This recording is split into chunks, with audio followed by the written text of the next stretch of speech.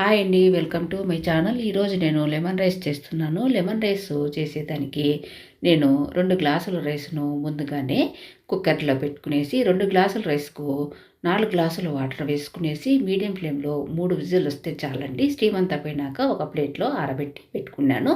ఈ విధంగా మనం రైస్ ఐటెం చేసేటప్పుడు ఎప్పుడు కానీ రైస్ అనేది పొడి పొడిగా ఉండాలి. తర్వాత పల్లీలు, తర్వాత తాలింపు, ఆవాలు, జీలకర్ర, ఎండుమిరపకాయలు ఒక 2 వరకు తీసుకున్నాను. మీడియం సైజు నిమ్మకాయలు ఒక 3 వరకు తీసుకునేసి నేను లెమన్ జ్యూస్ అనేది ఒక గిన్నెలో తీసుకున్నానండి. ఎప్పుడు కానీ లెమన్ జ్యూస్ మనము ఒక గిన్నెలో తీసుకునేటప్పుడు దాంట్లో కొద్దిగా సాల్ట్ అనేది వేసుకోవాలండి. లేకపోతే లెమన్ జ్యూస్ అనేది చేదు వస్తుంది. నేను రైస్లో కూడా కొద్దిగా సాల్ట్ వేశాను కనుక రైస్లోకి, తర్వాత ఇక్కడ లెమన్ జ్యూస్లోకి మనము సాల్ట్ వేసుకున్నాము.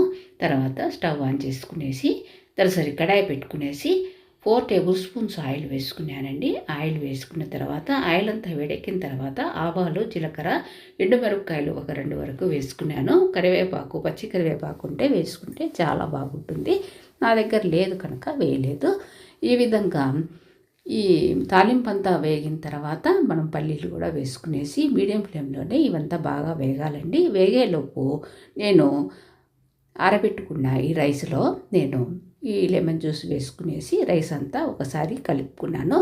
తర్వాత పల్లీలు వేసిన తర్వాత బాగా వేగిన తర్వాత 2 స్పూన్లు పసుపు కూడా వేసుకునేసి మీడియం ఫ్లేమ్కు చేంజ్ చేసుకునేసి తర్వాత ఈ రైస్లో మనము లెమన్ జ్యూసు సాల్ట్ వేసి కలిపి పక్కన పెట్టుకున్నాం కదండి, దాన్ని అంతా కూడా నేను కడాయిలో వేసుకున్నాను. కడాయిలో వేసుకున్న తర్వాత మనము ఈ విధంగా చిల్లుల గంటె కానీ వెడల్పాటి గరిటె తీసుకునేసి ఈ విధంగా కలుపుకోవాలండి.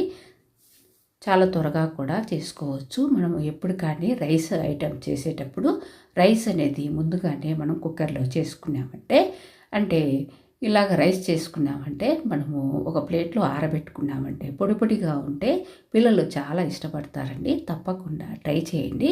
మీడియం సైజు నిమ్మకాయలు అయితే కరెక్ట్గా సరిపోతాయండి ఈ 2 గ్లాసుల రైస్కి.